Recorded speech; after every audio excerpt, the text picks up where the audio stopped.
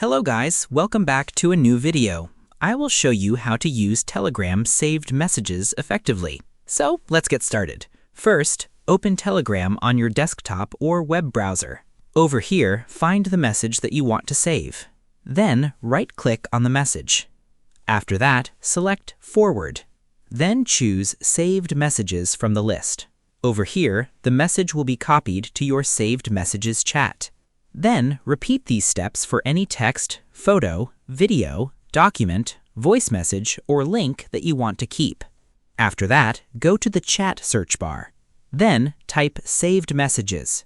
Over here, open the Saved Messages chat. Then view all your saved messages in one place. Then continue forwarding important messages to Saved Messages whenever you want to keep them for later. And that wraps it up.